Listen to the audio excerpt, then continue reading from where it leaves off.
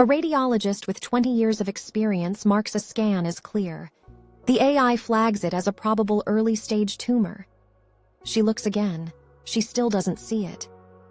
6 weeks later, the biopsy confirms the machine was right. That moment, a system trained on human expertise quietly overruling the expert, is happening more often than most institutions are prepared to admit. This isn't about AI being smarter than people in some general sense. That framing is too grand to be useful. It's about something more specific, and in a way more disorienting. A system trained entirely on data that human experts produced is now, in certain narrow but consequential situations, outperforming the people who produced that data. The student has started correcting the teacher, and the teacher isn't sure what to do. To understand why this is strange, think about how these systems are built. A model learning to read medical scans doesn't get its knowledge from textbooks or anatomy lectures. It gets it from thousands of scans that were labeled by human experts as cancerous or benign. The entire architecture of the system is a kind of compressed record of human judgment. So when it contradicts a clinician, it's technically contradicting a consensus of prior clinicians. It's the discipline arguing with the individual practitioner. This matters because expertise has always been self-correcting in a particular way. A doctor updates her understanding through journals, conferences, peer review, conversations with colleagues, feedback from cases over time. The loop is slow, but it's legible. She can trace why she changed her mind. What AI introduces is a different kind of correction, faster, more opaque, and coming from something that cannot explain its reasoning in terms she was trained to interrogate. In radiology, this is already an operational reality. Several hospital systems now require a second review if an AI tool flags something a human reader missed. That sounds sensible, even cautious. But notice what's quietly embedded in that policy. The institution has already decided that the machine's judgment is at least equal to the clinician's on that specific call, and perhaps superior enough to trigger a formal override process. The norm has shifted. It just hasn't been announced as a norm. And it's not only medicine. In law, AI systems trained on judicial decisions are flagging arguments that human attorneys have rated as strong as statistically likely to lose. In finance, models are contradicting risk assessments that senior analysts signed off on. In structural engineering, AI tools are questioning load calculations that passed human review. The fields differ, but the structure of the situation is identical. A tool built from accumulated human knowledge is returning that knowledge as a challenge to current human judgment. Most institutions have no policy for this. Not a bad policy, no policy. The question of what a professional is required to do when a certified AI tool disagrees with them is largely unresolved. Are they obligated to document the disagreement, to escalate it, to defer, to override and take full liability? These aren't hypothetical questions sitting on some committee's future agenda. They are live questions being answered by individual practitioners, case by case, in real time, with the norms being written informally as they go. There's a deeper issue underneath the procedural one. When we say a doctor has expertise, part of what we mean is that she can give an account of her reasoning. She can say, "I've seen this pattern before. Here is what it usually indicates. Here is why this case is different. Here is my uncertainty."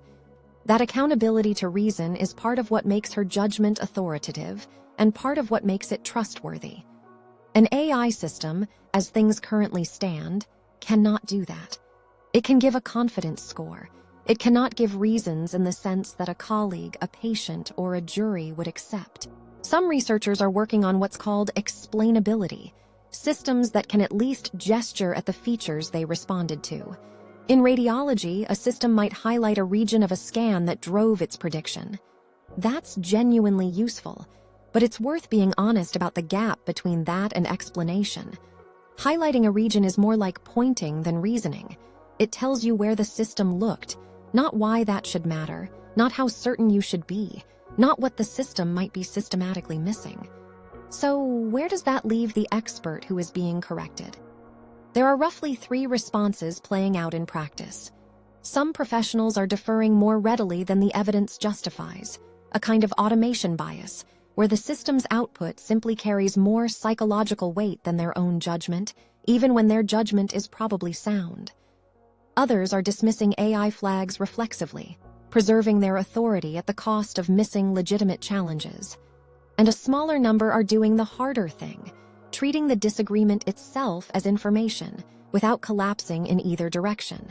That third mode is genuinely difficult, and it deserves to be taken seriously. It requires holding two uncomfortable things at once. The AI might be right about this specific case, and I still cannot fully trust the AI as a system.